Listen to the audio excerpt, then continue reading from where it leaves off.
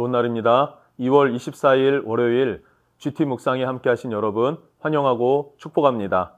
오늘 말씀은 요한복음 11장 1절에서 10절 말씀으로 나사로의 질병이란 제목인데요.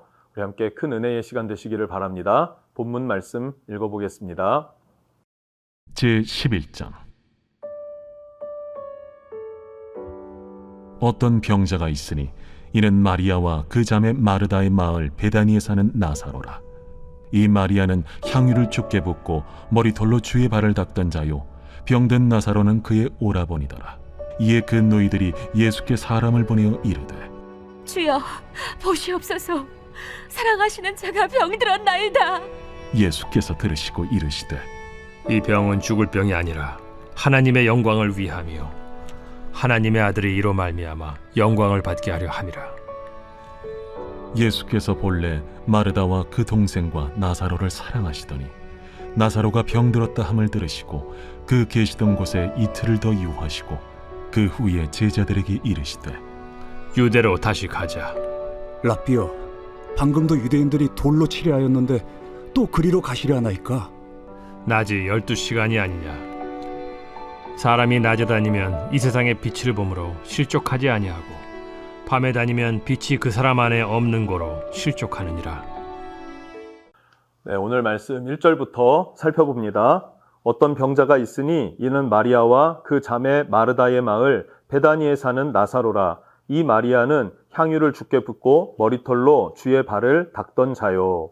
네, 어떤 병든 사람이 있었는데 이 사람이 나사로입니다. 나사로에 대해서 설명할 때 나사로, 마르다, 마리아를 이야기를 해요. 그런데 특별히 마리아는 향유를 죽게 붓고 머리털로 주의 발을 닦던 자요. 당시 이 일화가 그 당시 사회에 되게 유명했던 것 같아요. 마리아라는 이름이 굉장히 많지 않습니까? 막달라 마리아, 베다니 마리아, 예수님 어머니 마리아, 또 다른 마리아 등등, 7 귀신 들린 마리아 등등 마리아가 많은데, 이 향유옥합을 깨트려서 주님의 발에 부어드리고 그리고 머리카락으로 주의 발을 씻겨드렸던 이 마리아의 일화가 매우 유명했던 것 같습니다. 그래서 설명을 하면 다 아는 것이죠. 근데 이들은 어디에서 살았는가? 베다니에 살았다. 예루살렘 성 건너편입니다. 2.4km 정도 되는 거리였어요. 짧은 거리예요. 보통 10리길, 20리길, 어른들 이렇게 책보 메고 학교 다녔다 이런 얘기 들어보신 적 있지 않습니까? 이 당시에는 그런 자전거나 이런 것도 없었기 때문에 2.4km 정도는 충분히 걸어 다니는 충분한 거리였습니다. 예수님도 사역을 하시고 쉬시러 또 안식을 취하러 이 마리아의 집에 자주 오셨던 것을 우리가 알 수 있죠. 그런데 예수님은 이 베다니보다 3명의 남매를 더 사랑하셨던 것 같습니다. 그러니까 예수님께 편지를 써서, 예수님, 우리 나사로가 병들었어요, 아파요, 와서 기도해 주세요, 이렇게 편지를 보낼 정도의 관계였던 것 같습니다. 4절, 예수께서 들으시고 이르시되 이 병은 죽을 병이 아니라 하나님의 영광을 위함이요 라 그래요. 여기 영광이라는 단어가 중요한데요. 성경에서, 특히 구약 성경에서 영광이라는 단어를 사용할 때는 십자가를 의미합니다. 십자가의 영광. 십자가가 어떻게 영광스럽습니까? 당시에 로마인들이 가장 극악무도한 죄인들을 엄벌에 처해서 사람들에게 경각심을 갖게 하는 것, 그것이 바로 십자가, 가장 잔인한 사형의 도구였습니다. 그런데 그 십자가를 예수님께서는 무엇으로 바꾸셨습니까? 영광으로 바꾸셨죠. 죽으시고 부활하심으로 하나님께서 그를 지극히 높여 모든 이름 위에 뛰어나게 하시고, 아멘.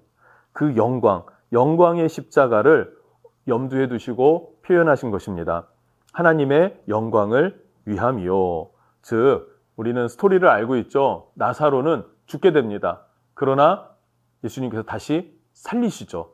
이것은 무엇을 의미하는 것입니까? 예수께서 죽으시고 다시 살아나시는 부활의 첫 열매가 되신다라는 사실이에요. 그런데 우리가 나사로의 부활을 부활이라고 말은 하지만 표현하지는 않습니다. 왜 그러냐면 그 의미를 부여하지 않는다는 말이에요. 나사로는 죽음 가운데 다시 예수님이 살리심을 경험했지만 이는 다시 죽게 되죠. 그러니까 엄밀히 말하면 부활을 하지 않았다. 부활을 맛은 봤지만, 다시 살아나는 것을 경험했지만 그거는 다시 죽게 되었고, 언제 살아날까요? 예수님이 재림하실 때 부활의 첫 열매가 되신 예수님처럼 나사로도 살아나게 될 것입니다. 자, 6절부터 보겠습니다. 나사로가 병들었다 함을 들으시고 그 계시던 곳에서 이틀을 더 유하시고 그 후에 제자들에게 이르시되 유대로 다시 가자 하시니. 자, 이틀을 더 유하셨다라고 말합니다. 예수님이 나사로가 병들었다라고 하는 소식을 듣고 즉각적으로 가지 않으세요. 그런데 그 앞에 5절 말씀에는 예수께서 본래 마르다와 그 동생과 나사로를 사랑하시더니 나사로를 사랑했다래요. 예수님이 사랑하셨습니다. 그런데 그 사랑하는 사람이 병들었는데 바로 가지 않으셨어요. 그렇다고 해서 중요한 사역이 있었다, 뭐가 있었다라는 기록도 없습니다. 유하셨다, 머물렀다. 의도성이 있지 않습니까? 의도성이 있어 보입니다. 그럼 예수님은 사랑하는 사람 나사로가 병들었는데 왜 바로 가지 않으셨을까 하는 생각을 우리가 좀 더 해볼 필요는 있을 것 같습니다. 왜 그랬을까요? 첫 번째는요, 우리가 주님을 사랑하죠. 우리도 주님을 사랑하고 주님도 우리를 사랑하십니다. 그런데 주님이 우리를 사랑하신다고 해서 우리가 질병에 걸리지 않고 코로나 같은 것들 걸리지 않고 사건 사고를 당하지 않는다라는 것은 아니란 말이죠. 이 세상은 죄 악이 가득한 세상입니다. 그래서 그런 사고와 사건들을 통해서 우리의 믿음을 짓밟으려고 하는 것, 빼앗으려고 하는 것, 그것이 바로 원수 마귀가 하는 일이죠. 우리의 삶에도, 믿음의 삶에도 비록 주님이 사랑하는 사람들이라 할지라도 이런 사건 사고를 당할 수 있다. 문제는 뭡니까? 그 문제를, 그 사건을 통과하는 그 과정이, 방식이 우리는 달라야 한다라는 것입니다.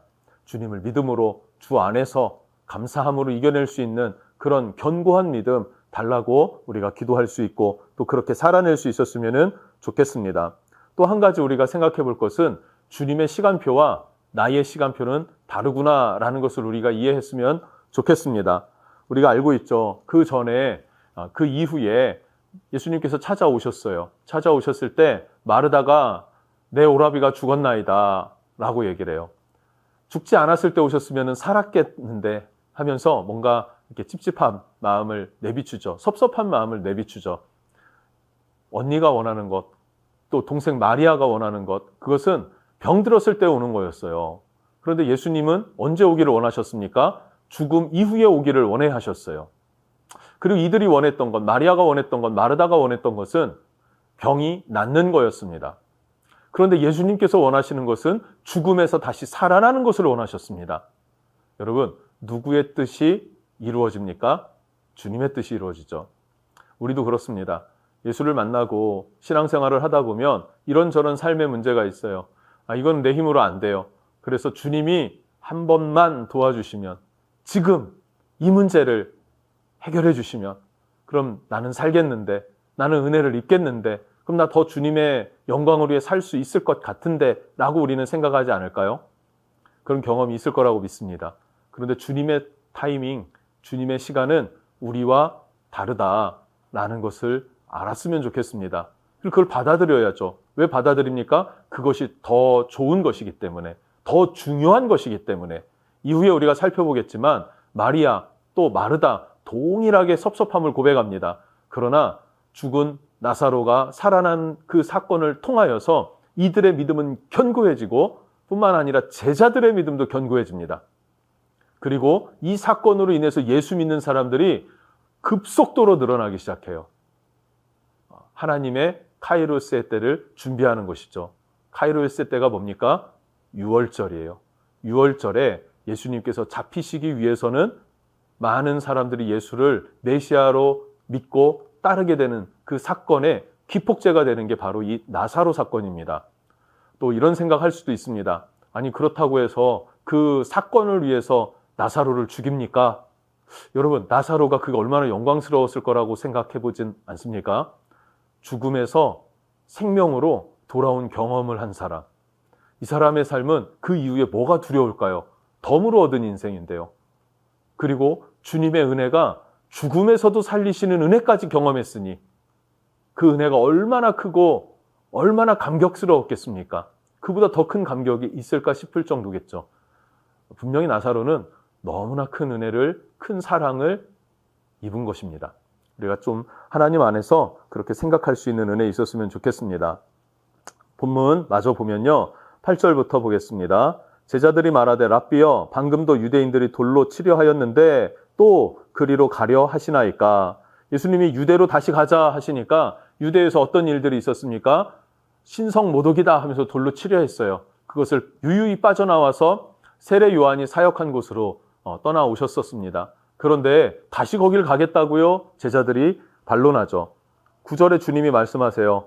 예수께서 대답하시되 낮이 12시간이 아니냐. 사람이 낮에 다니면 이 세상의 빛을 봄으로 실족하지 아니하고, 실족한다는 것은 다친다라는 거예요. 다치지 않는다는 거예요. 낮에 주님이 함께 하시면, 주님과 동행하면 우리는 다치지 않습니다. 상하지 않습니다. 주님과 함께 동행하면 우리는 죽지 않는다는 사실이에요. 10절 밤에 다니면 빛이 그 사람 안에 없는 고로 실족하느니라. 밤에는 어떻습니까? 우리 심령 안에 빛이 없어요. 그러니까 실족하게 되더라.